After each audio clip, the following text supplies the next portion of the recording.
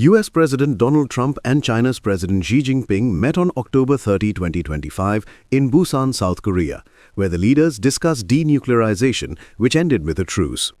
In a recent media interaction, Trump acknowledged that Washington is a threat to China. A lot of progress with Ukraine and a lot of progress with Russia over the last couple of days. And it'd be great to bring that to an end so we don't have to talk that way about nuclear. It'd be great if everybody would get rid of their nuclear weapons. You know, we have Russia and us have by far the most. China will have an equal amount within 4 or 5 years. And it would be great if we could all denuclearize, because the power of nuclear weapons is crazy. It's crazy. And you know, I was very far along a process with Russia, despite the Russia hoax, which didn't make it easy. It was a total hoax, a total rigged hoax by some bad people. But despite that, I was very close to having a program with Russia, denuclearization, and we were going to get China. I spoke to President Xi about it, and he would have been very happy to have gone along with it. But bad things happened, like an election that was rigged happened.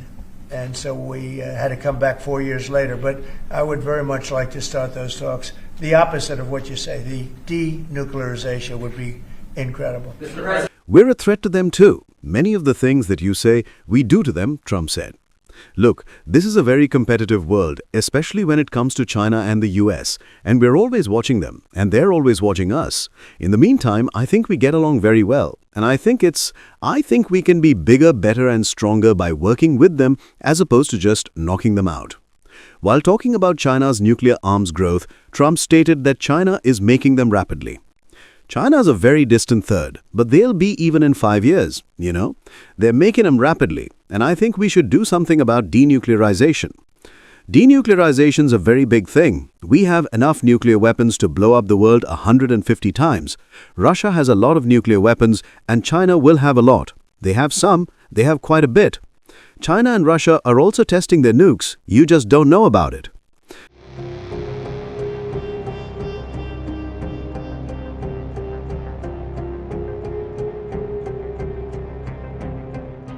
A report by the Strategic Arms Reduction Treaty suggests that the United States deploys 1,419 strategic nuclear warheads on 662 strategic delivery systems, including intercontinental ballistic missiles, submarine-launched ballistic missiles, and heavy bombers. Just before meeting with Chinese President Xi Jinping in South Korea, Trump took to his social media, giving out an update on America's nuclear power plan, stating that the US has more nuclear power than Russia or China.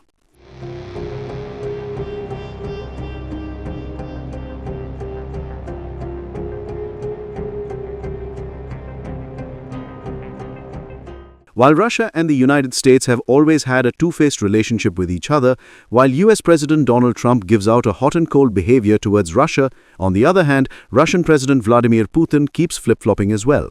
They know we have a nuclear submarine, the greatest in the world, right off their shores. So, I mean, it doesn't have to go 8,000 miles. And they're not playing games with us. We're not playing games with them either.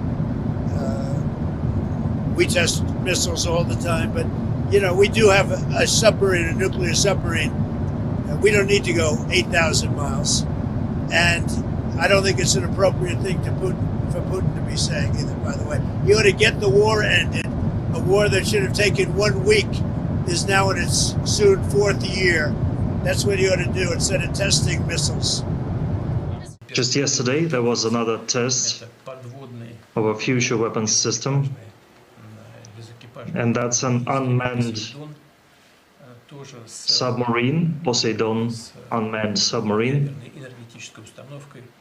with a nuclear power plant.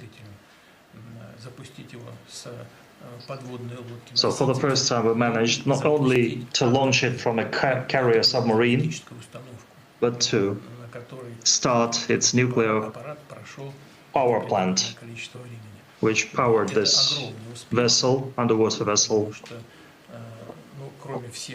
for a certain period of time. This is a huge breakthrough as well, because with all the advantages I mentioned about Burevestnik,